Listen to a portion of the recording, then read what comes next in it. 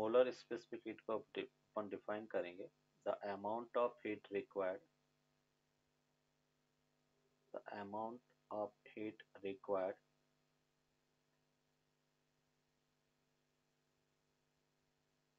to raise the temperature of 1 mole gas by 1 degree Celsius is called molar specific heat. Molar specific heat, जैसे हमने specific heat define किया था बेटा heat transfer में। Specific heat अपने substance, किसी भी सब्सटेंस के लिए स्पेसिफिक हीट को अपन कहते हैं the amount of heat required to raise the temperature of 1 gram substance by 1 degree Celsius. जब अपन गैसेस के लिए बात करते हैं तो गैसेस के लिए अपन मोलर स्पेसिफिक हीट डिफाइन करते हैं। हम कहेंगे कि 1 मोल गैस का टेम्परेचर 1 डिग्री सेल्सियस इंक्रीज करने के लिए कितना अमाउंट ऑफ हीट चाहिए, उसको अपन मोलर स्पेसिफिक हीट कहेंगे। Molar specific heat of gases के लिए अगर अपन बात करें तो वो टाइप्स ऑफ प्रोसेस पर डिपेंड करता है। प्रोसेस किस टाइप की हैं उस पर डिपेंड करेगा। तो molar specific heat, molar specific heat of gases depends on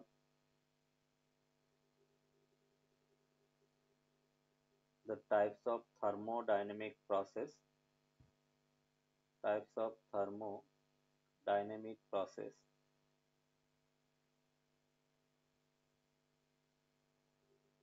thermodynamic process, जैसे different type. Molar heat capacity की बात करें, मोलर स्पेसिफिक हीट कैपेसिटी, तो molar specific heat capacity, molar specific heat capacity, first अपन बात करेंगे molar specific heat at constant volume. Molar specific heat at constant volume, constant volume,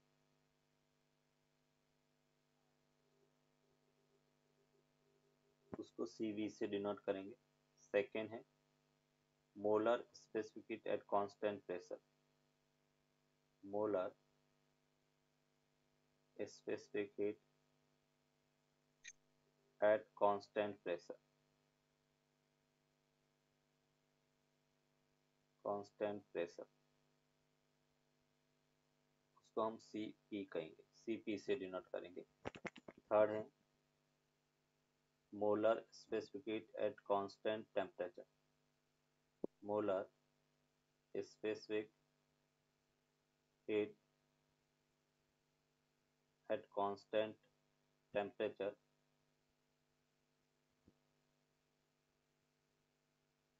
उसको CT से denote करेंगे। एंड फोर्थ वन है molar specific heat, molar specific heat at constant heat,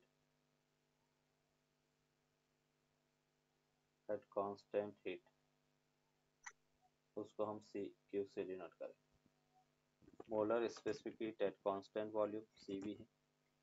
अब बेटा इनकी वैल्यू क्या होगा, तो जब हम CV की बात करेंगे, CV होता है F/2 R के इक्वल। F यहाँ पर डिग्री ऑफ फ्रीडम है, एज ए फॉर्मूला बेटा याद रखना है।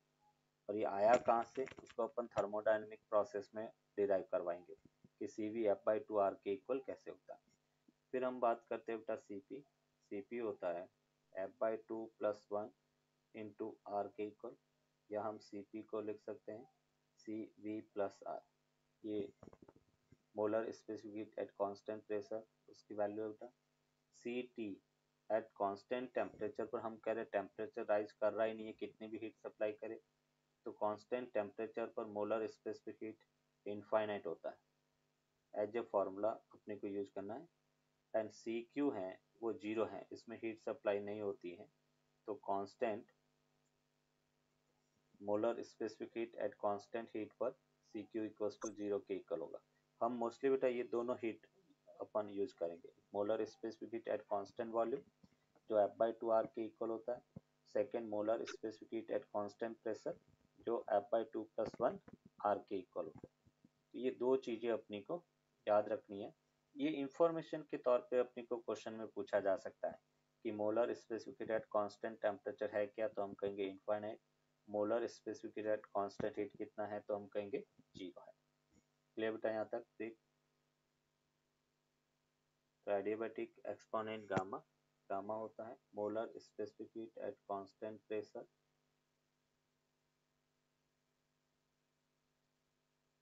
तो molar specific heat at constant volume.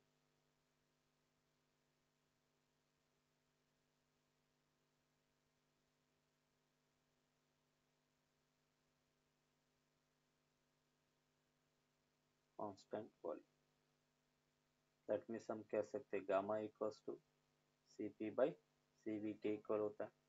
Cp का फॉर्मूला अभी हमने देखा है F/2+1 इंटू आर है, एंड Cv को हमने कहा F/2 R के इक्वल है।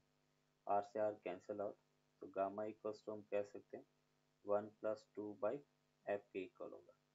गामा और डिग्री ऑफ फ्रीडम में रिलेशन है। अगर हमें गामा दे रखा और डिग्री ऑफ फ्रीडम फाइंड करना है, तो हम यहाँ से लिख सकते हैं 2/F इक्वल्स टू गामा -1, और यहाँ से हम कह सकते हैं F इक्वल्स टू 2 गामा -1 के इक्वल होगा। ये बेटा डिग्री ऑफ फ्रीडम और एडियाबैटिक एक्सपोनेंट के फॉर्म में रिलेशन है। Degree of freedom F equals to 2 gamma -1 के इक्वल होगा।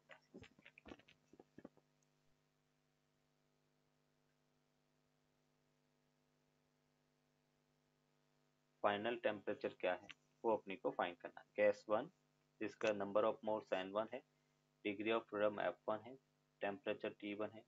Gas 2 number of moles N2, degree of freedom F2 and temperature T2 के इक्वल है, और T इक्वलेंट अपनी को फाइंड करना है। इसमें हम क्या कहेंगे, एनर्जी को कंजर्व करेंगे। Total initial energy equals to total final energy. Total initial energy को अपन क्या लिख सकते हैं, internal energy F1/2 N1RT1 plus second gas की internal energy F2/2 N2RT2 equals to final temperature equal हो जाता है, तो F1/2 N1R into TF plus F2/2 N2RTF के इक्वल होगा। तो फाइनल जो गैसियस मिक्सचर है उसका टेम्परेचर हमें मिला F1N1T1 plus F2N2T2 divided by F1N1 plus F2N2 के इक्वल होगा। ये गैसियस मिक्सचर का फाइनल टेम्परेचर होगा। अलग अलग गैस दे रखा है, उसके number of moles, degree of freedom, temperature पता है, तो फाइनल टेम्परेचर कुछ इस टाइप से अपन फाइंड कर सकते हैं। फिर सेकेंड पॉइंट में हमें जैसे कहा गया है कि gas 1 number of moles N1 है, डिग्री ऑफ फ्रीडम F1 है, और टेम्परेचर इनिशियली T के इक्वल है। और gas 2 number of moles N1, degree of freedom F2 and temperature T है। दोनों का टेम्परेचर सेम है, तो फाइनल टेम्परेचर भी सेम रहेगा बेटा। तो अभी अपनी को पूछा गया है कि इसमें find F equivalent degree of freedom of gaseous mixture क्या है वो अपनी को फाइंड करना है। गैसियस मिक्सचर का इक्विवेलेंट डिग्री ऑफ फ्रीडम क्या है वो हमें फाइंड करना है। सेम इसमें भी हम कहेंगे एनर्जी कंजर्व कर सकते हैं। UI इक्वल्स टू या initially F1/2 N1RT plus F2/2 N2RT equals to F equivalent upon 2 N1 plus N2 into RT के इक्वल होगा। टेम्परेचर में कोई चेंज नहीं आएगा क्योंकि इनिशियली टेम्परेचर इक्वल है, तो फाइनल भी वो इक्विलिब्रियम में रहेगा। और यहाँ से हम कह सकते हैं कि F equivalent that will be equals to F1N1 plus F2N2 upon N1 plus N2 के इक्वल होगा। ये इसका इक्विवेलेंट डिग्री ऑफ फ्रीडम है।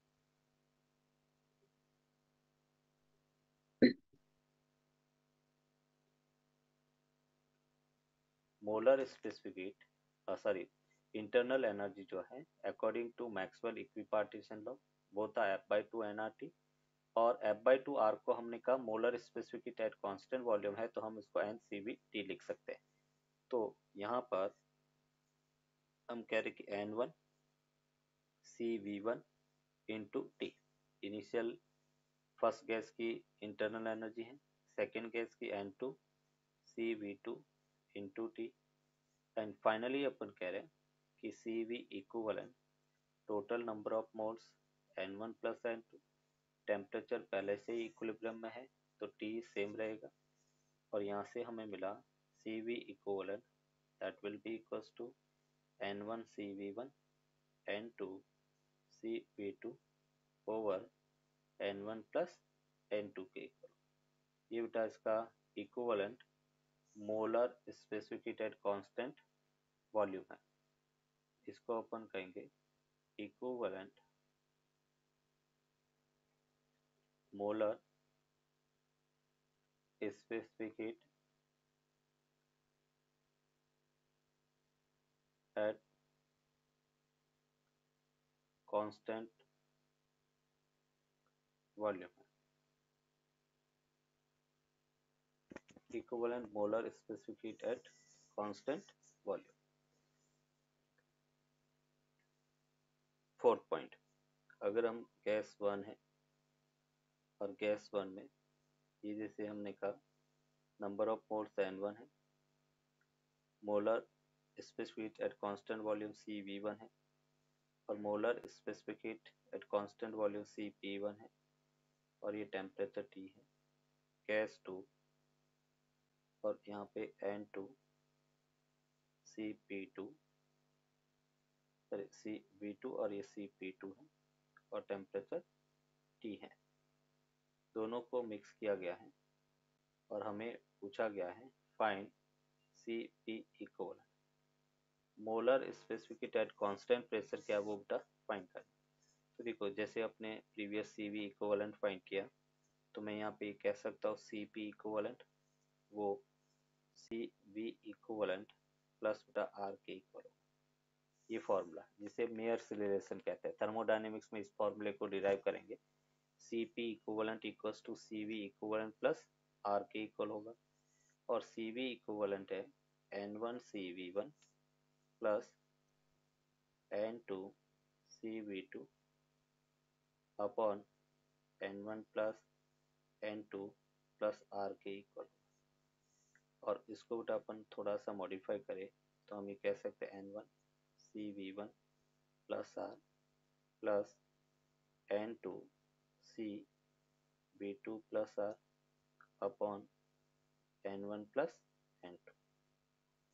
अब बेटा इसमें CP1 प्लस R वो CP1 के इक्वल होता है, एंड CV2 प्लस R उसको हम CP2 लिख सकते हैं। तो फाइनल रिजल्ट हमें मिला N1 CP1 plus N2 CP2 upon N1 plus N2 के इक्वल। ये इसका equivalent molar specific heat at constant pressure है। तो इस टाइप से गैसियस मिक्सचर अगर गिवन है तो उसका इक्विवेलेंट अपने को पूछा जाता है, तो हम सभी के अंदर क्या अप्लाई किया है, एनर्जी कंजर्वेशन, और एनर्जी कंजर्वेशन अप्लाई करके जो भी अननोन क्वांटिटी है उसको अपन फाइंड कर सकते हैं। इंटरनल एनर्जी होता है, क्योंकि जब हमने KTG देखा था तो हमने कहा था कि मॉलिक्यूल्स के बीच में इंटरेक्शन जीरो है, और इंटरेक्शन जीरो है तो पोटेंशियल एनर्जी जीरो होता है। तो यहाँ पे अपन कह रहे हैं कि जो एनर्जी है इन जनरल, जब हम टोटल एनर्जी की बात करते हैं, total energy potential plus kinetic के इक्वल होता है। बट हम कह रहे कि ये पोटेंशियल एनर्जी है, potential plus kinetic. But during जब हम आइडियल गैस को डील करते हैं तो आइडियल गैस में गैस मॉलिक्यूल्स के बीच का इंटरेक्शन अपन नेग्लिजिबल लेते हैं, इसलिए पोटेंशियल एनर्जी जीरो है। तो पोटेंशियल एनर्जी जीरो है, तो हम ये कह सकते हैं कि जो टोटल एनर्जी है वो काइनेटिक एनर्जी के सम के इक्वल होगा। तो जब भी हम इंटरनल एनर्जी या टोटल एनर्जी की बात करें तो हम किसको डील करेंगे? काइनेटिक एनर्जी को डील करेंगे। और काइनेटिक एनर्जी या इंटरनल एनर्जी, इसको अपन इंटरनल एनर्जी को यू से मोस्टली अपन डिनोट कर रहे हैं, ये इंटरनल एनर्जी है। हालांकि पोटेंशियल एनर्जी है उसको भी अपन यू से इन जनरल डिनोट करते हैं। तो यहाँ पे अपन कह रहे कि इंटरनल एनर्जी वो काइनेटिक एनर्जी के इक्वल होगा। और kinetic energy that is the only the function of temperature, वो केवल टेम्परेचर का फंक्शन होता है, टेम्परेचर पे डिपेंड करेगा। टेम्परेचर चेंज होगा तो काइनेटिक एनर्जी चेंज होगा, मतलब इंटरनल एनर्जी चेंज होगा। काइनेटिक टेम्परेचर अगर कांस्टेंट है तो इंटरनल एनर्जी में कोई इफेक्ट नहीं आएगा, चाहे प्रेशर को So, डबल कर दे। यस बेटा, मिलता है। दैट मीन्स में हमने बेटा रिजल्ट देखा था, U equals to Maxwell equipartition law से F/2 nRT। मतलब हम ये कह सकते हैं कि internal energy that is only the function of temperature. Internal energy temperature पे डिपेंड करती है, तो हम यहाँ पे लिख भी सकते हैं internal energy, internal energy of the gas molecule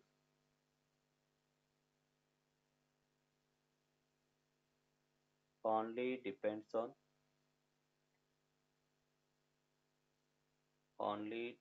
on temperature. Internal energy does not depends on pressure and volume. Internal energy does not depend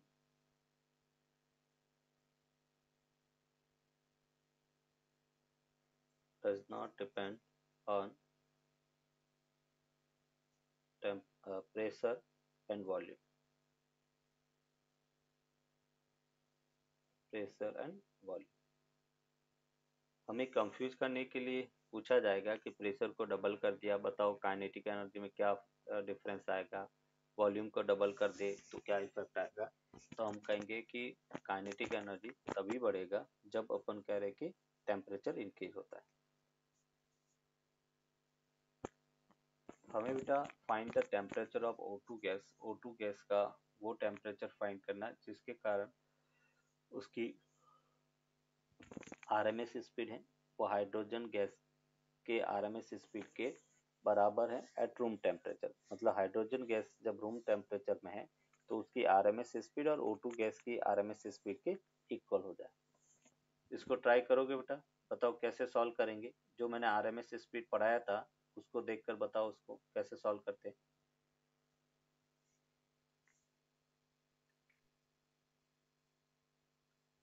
देखो आरएमएस स्पीड का अपने पास फॉर्मूला क्या है, v RMS that is equals to √3 RT upon molecular mass के equal है। और हमें question में कह रखा है कि RMS speed of oxygen equals to RMS speed of hydrogen के इक्वल है। V RMS at O2 equals to v RMS at of H2 के इक्वल है। अगर हम O2 की आरएमएस स्पीड देखें तो temperature of O2 upon molecular mass of the oxygen हो गया equals to 3R TH2 upon molecular mass of hydrogen है। दोनों तरफ बेटा स्क्वायर कर दिया तो हमें मिला 3R TO2 upon molecular mass of O2 equals to 3R TH2 upon molecular mass of hydrogen। 3R से 3R कैंसिल आउट हो गया, इस यहाँ से अपने को मिला TO2 equals to MO2 upon MH2 into TH2 के इक्वल। अभी हम वैल्यू रखते हैं बेटा, molecular mass of the oxygen वो कितना होता है,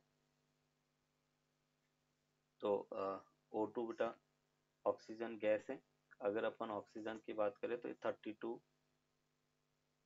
इंटू 10⁻³ हो गया, और हाइड्रोजन की बात करें तो 2 इंटू 10⁻³ kg बेटा, और हाइड्रोजन गैस का टेम्परेचर 27, उसको हम लिख सकते हैं 273 + 27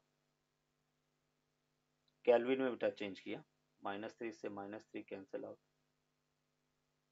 16 इंटू 300, तो ये अपने को मिला 4800 केल्विन। ये बेटा ऑक्सीजन जो गैस है उसका टेम्परेचर होगा, ऑक्सीजन का टेम्परेचर Yes. कुछ इस टाइप से अपन फाइंड कर सकते हैं।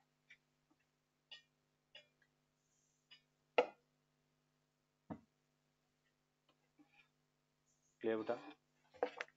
Yes, sir.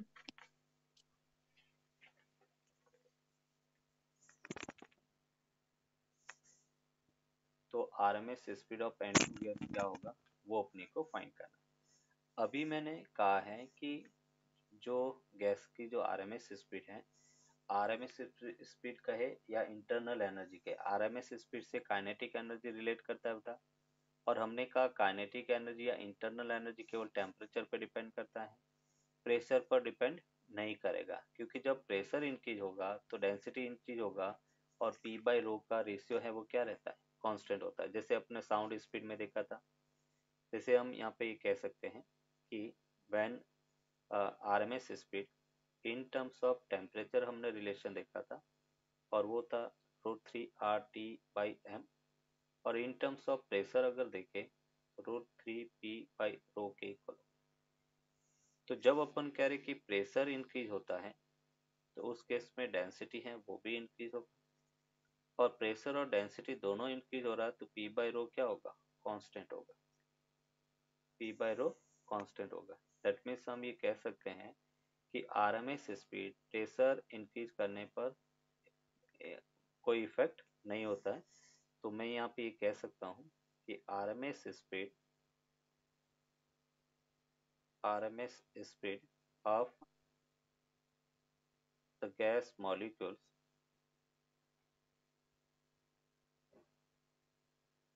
does not depend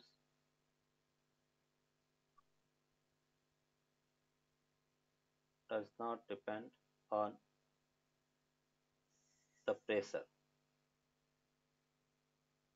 hence it remains constant, hence it remains same। Sir आपने कहा था अगर देखो कैसे सॉल्व करेंगे। सर 250 सबसे पहले अपन टेम्परेचर को कन्वर्ट करें, तो कन्वर्जन का क्या इक्वेशन है, TC माइनस बेटा freezing point upon total number of division 100 equals to TK minus 273 upon total number of division 100 बेटा। TC अपने को -20°C दे रहता है, ये -20, 100 से 100 कैंसिल आउट हो गया, TK -273, तो यहाँ से TK that will be equals to 253 kelvin के इक्वल होगा। ये बेटा टेम्परेचर इन केल्विन होगा। अभी हमें कहा गया है कि RMS speed of argon equals to RMS speed of helium. Argon के लिए बेटा अपन लिखेंगे √3RT temperature of argon upon atomic mass of argon equals to 3R temperature of helium upon atomic mass of helium, या molecular mass लिख सकते हैं। तो यहाँ से अपने को क्या मिला, 3R से 3R cancel out, means temperature of argon that will be equals to molecular mass of argon upon molecular mass of helium into temperature of helium। यहाँ पे molecular mass जबकि अपने को atomic mass दे रखा है, दोनों तरफ नंबर ऑफ मोल से मल्टीप्लाई करेंगे तो 1 मोल का मास होगा। एक एटम का मास दे रखा है, उसको मोल से मल्टीप्लाई करेंगे तो टोटल मॉलिक्यूलर मास हो जाएगा। तो दोनों का रेशियो सेम रहेगा और ये हमें मिला 39.9 U upon 4.0 U into 253 U से U कैंसिल आउट करेंगे और यहाँ से इसको सॉल्व करेंगे तो अपने को आंसर मिलेगा 39.9 इंटू 253 अपॉन 4 के इक्वल एंड इन केल्विन। ये केल्विन के अंदर आंसर है। अगर डिग्री सेल्सियस दिया जाए तो इसमें से -273 को अपन सब्ट्रैक्ट कर लेंगे तो अपने को डिग्री सेल्सियस में आंसर मिल जाएगा। क्वेश्चन कह रहा है an air bubble of volume 1 centimetre cube, initial volume अगर हम बात करें बेटा VI that is equals to 1.0 centimetre cube है, initial temperature that is 12 degree Celsius है, हाइट जो राइज कर रहा है वो 40 मीटर है। To what volume does it grow when it reaches the surface which is at a temperature of 35 degree Celsius, final temperature 35 degree Celsius है और final volume अपने को फाइंड करना।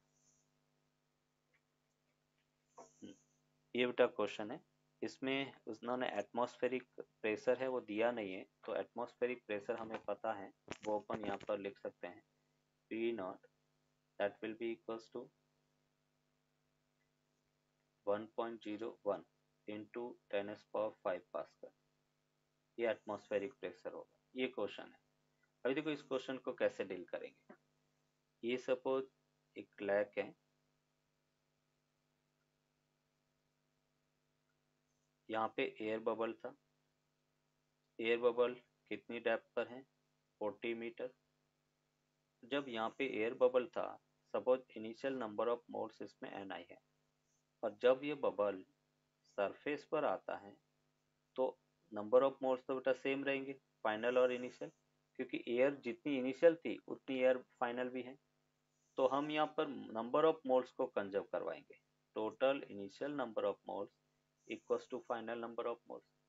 और मोल्स को फाइंड करने के लिए अपन आइडियल गैस इक्वेशन लिख सकते हैं P1 V1 upon RT1 equals to P2 V2 upon RT2 के इक्वल।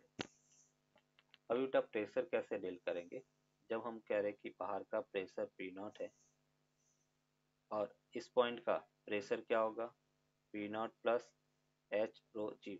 ये फ्लूइड मैकेनिक्स में अपन प्रेशर कैसे फाइंड करते वो सीखेंगे। ये P0 है, ये P0 प्लस H रो जी, ये इनिशियल प्रेशर था, ये फाइनल प्रेशर एटमॉस्फेरिक प्रेशर हो गया।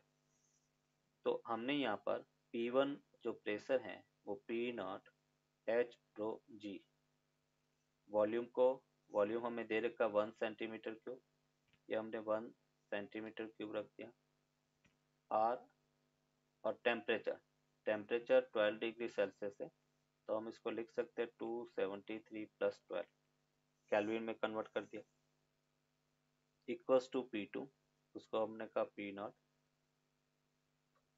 P2 अपने को फाइंड करना है R और टेम्परेचर 35 डिग्री सेल्सियस होता है, तो 273 प्लस 35 होगा। यहाँ R से R बेटा कैंसिल आउट हो गया, बस एक ही अननोन है P2, वो अपने को यहाँ से मिल जाएगा। और यूनिट किस में होगा सेंटीमीटर क्यूब, क्योंकि V1 को मैंने सेंटीमीटर क्यूब के अंदर रखा है।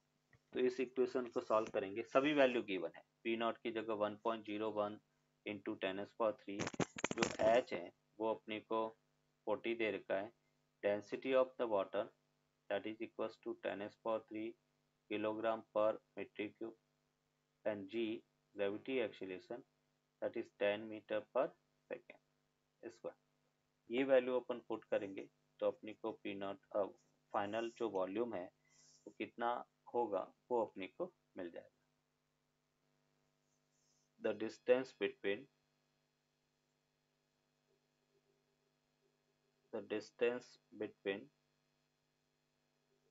Two successive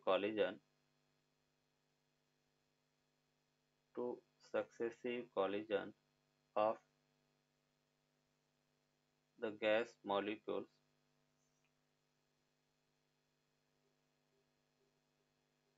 the distance between two successive collision of the gas molecules is called mean free path. mean free path दो सक्सेसिव कॉलिजन के बीच का जो डिस्टेंस है उसको मीन फ्री पाथ कहेंगे। देखो कैसे, ये जैसे बेटा अपन कह रहे कि एक कंटेनर है और एक गैस मॉलिक्यूल जब मोशन करता है तो हमने स्टार्टिंग में कहा था ब्राउनियन मोशन करता है, रैंडम पाथ पे मोशन करता है।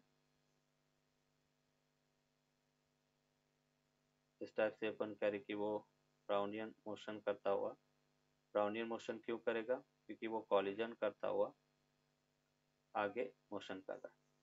मतलब पार्टिकल जो है या गैस मॉलिक्यूल्स हैं यहाँ से मोशन स्टार्ट कर रहा है और फाइनली अपन कह रहे कि यहाँ पे पहुंच रहा है। ये अपन कह रहे कि टोटल उसका डिस्प्लेसमेंट एल है। अगर इस डिस्प्लेसमेंट एल को उसकी टोटल नंबर ऑफ कॉलिजन से मैं डिवाइड करता हूँ तो मैं ये कह सकता हूँ कि जो डिस्टेंस मिलेगी वो अपने को मीन फ्री पाथ मिलेगा। मतलब the distance between two successive collision अपने को मिलेगा।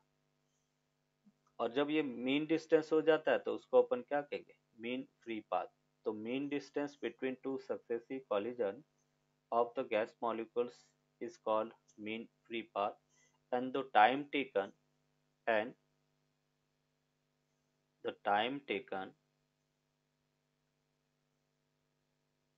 between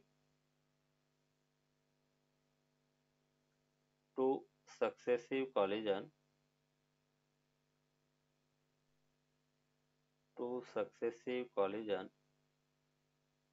is called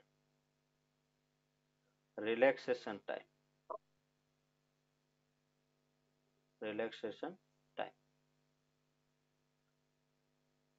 अभी अपन मीन फ्री पाथ फाइंड करने से पहले अपन फ्री पाथ फाइंड करेंगे। हीट एंड ट्रायल मेथड से हम फाइंड करेंगे फ्री पाथ क्या होता है, मैथमेटिकली किसके इक्वल होगा।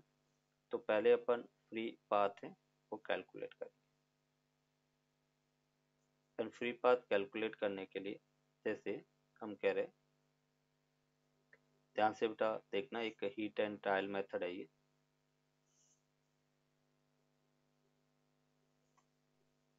फ्री पाथ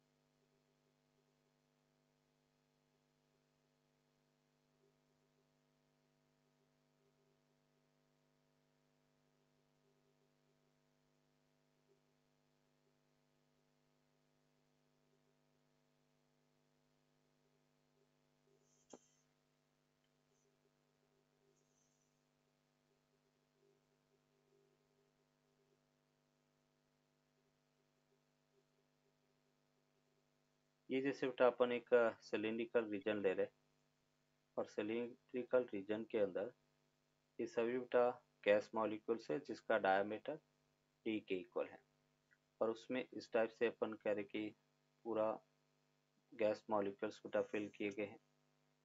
गैस का डायमीटर बेटा डी के इक्वल है, उनके डायमीटर डी है बेटा। तो जो सिलेंडर अपन यहाँ पर एक रीजन ले रहे हैं सिलिंड्रिकल रीजन, उस सिलिंड्रिकल रीजन में सभी डी मॉलिक्यूल्स के गैस डी डायमीटर के गैस मॉलिक्यूल्स है। ये दूसरा एंड हो गया।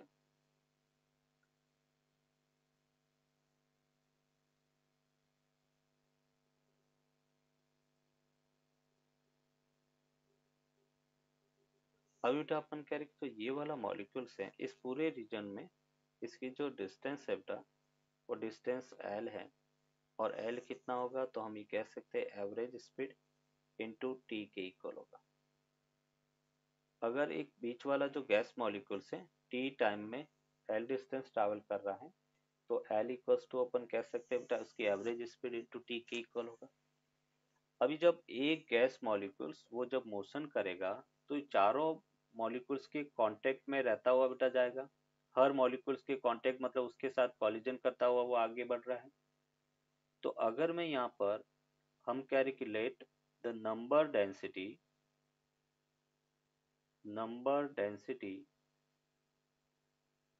of the gas molecules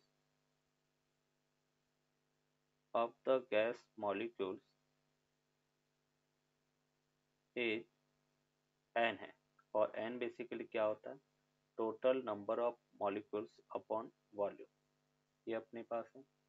और यहाँ पे टोटल नंबर ऑफ मॉलिक्यूल्स की बात करें तो वो होगा n into V, number density into volume, volume को हम लिख सकते हैं pi D square into length v into T के इक्वल, ये टोटल नंबर ऑफ मॉलिक्यूल्स है।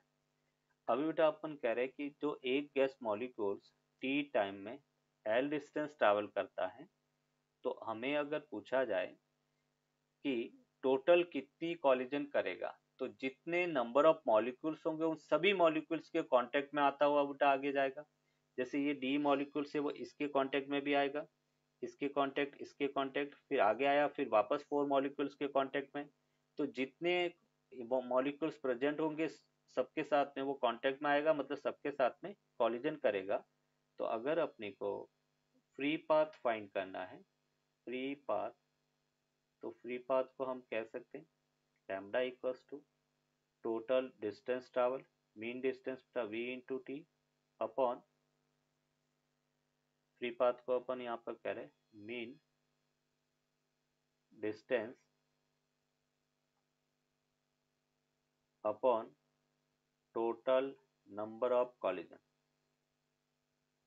टोटल नंबर ऑफ कॉलिजन, क्योंकि हमने क्या कहा कि mean distance between two successive collision उसको मीन फ्री पाथ कहेंगे। तो यहाँ पे अपन कह रहे हैं कि mean distance v average into T है, total number of molecules collision n into pi D square v into T, तो वी टी से V T cancel out, means यहाँ से फ्री पाथ का फॉर्मूला अपने को मिला lambda equals to 1 upon n pi D square के equal होगा, and where d is the diameter of gas molecules, diameter of the gas molecule,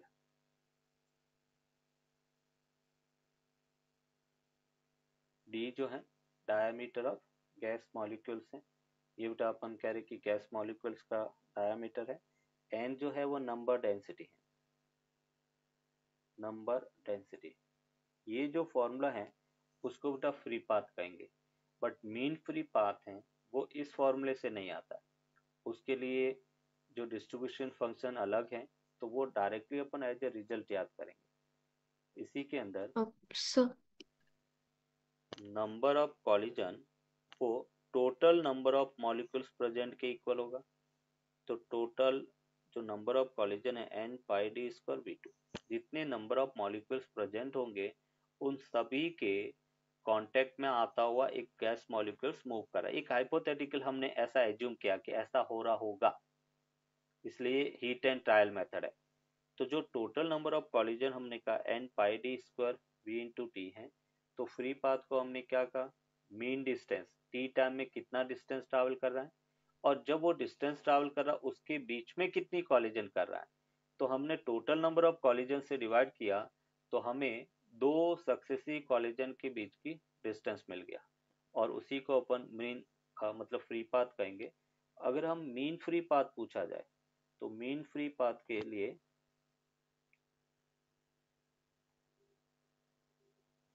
अगर mean free path अपने को पूछा जाए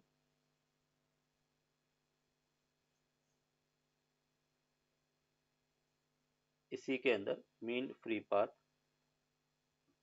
तो थोड़ा सा अपन कह रहे कि lambda mean that will be equals to 1 upon root two pi D square n, एक रूट टू एक्स्ट्रा आ जाएगा। ये फॉर्मूला अपन कह रहे कि इस प्रीवियस वाले फॉर्मूले से इसका कोई लेना देना नहीं है, ये अलग से एक इसका गैसेस मॉलिक्यूल्स का एक फंक्शन होता है, उस फंक्शन से अपन इसको डिराइव करते हैं, जो अपने सिलेबस में नहीं है। अपने सिलेबस में केवल रिजल्ट दिया हुआ है, वो रिजल्ट अपने को याद रखना है। तो ये मीन फ्री पाथ है।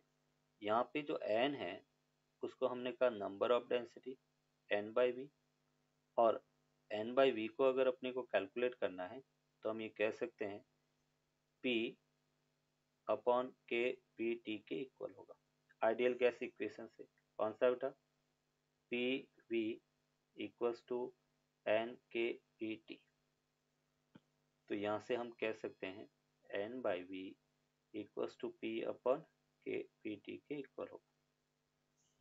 सेकेंड फॉर्म जो आइडियल गैस इक्वेशन देखा था, तो अभी अपन कह रहे हैं कि lambda mean that will be equals to दूसरा formula root two pi D square, और एक तो हो गया एन अपॉन वी हो गया, और तीसरा formula in terms of pressure अगर देखें तो हम ये लिख सकते हैं K B T upon root two pi D square P. तो ये अलग अलग पैरामीटर्स के फॉर्म में अपन करके मीन फ्री पाथ है। ये मीन फ्री पाथ के डिफरेंट डिफरेंट फॉर्मूले है। हमें मोस्टली जैसे डायामीटर को डबल कर दिया, बताओ मीन फ्री पाथ में क्या रिलेशन है, तो lambda proportional to d 1 upon d square है, तो lambda 1 by lambda 2 equals to d two square upon d one square अपन यूज करके फॉर्मूले से रिजल्ट फाइंड कर सकते हैं। क्लियर बेटा? तो क्वेश्चन जैसे हमें था estimate the mean free path for a water molecules in water vapour eight 373 kelvin. जब अपन इसका डायमीटर डेंसिटी अपने को गिवन है ये, और डायमीटर की अपन बात करें तो डायमीटर जो गैस मॉलिक्यूल्स का होता है वही बेटा इसका डायमीटर 2 इंटू 10⁻⁻10 मीटर है। हमें यहाँ पे मीन फ्री पाथ का फॉर्मूला क्या है, 1 upon root two pi D square N. D हमारे पास पता है, हमें चाहिए नंबर डेंसिटी। नंबर डेंसिटी होता है total number of molecules upon volume टा, और उसको हम लिख सकते हैं P upon k B T. Pressure at S T P या एन टी पी अपन बात करें 1 atm 1.013 इंटू 10⁻5 हो गया। फिर बेटा के बी बोल्ट्जमान कांस्टेंट 1.38 इंटू 10⁻23, और टेम्परेचर हमें गिवन है 373, तो 373 लिख दिया। इसको सॉल्व किया तो हमें मिला 2 इंटू 10⁻25 पर मेट्रिक क्यूब। डायमीटर हमारे पास गिवन है और मीन फ्री पाथ में अपने फॉर्मूला रख दिया, तो ये इसका आंसर आ गया। ये बेटा एनसीईआरटी में एग्जाम्पल दिया हुआ है, उन्होंने इसको डायरेक्टली सॉल्व किया, अपन ने यहाँ पर कैसे जो वैल्यू आया वो पुट करके सॉल्व किया।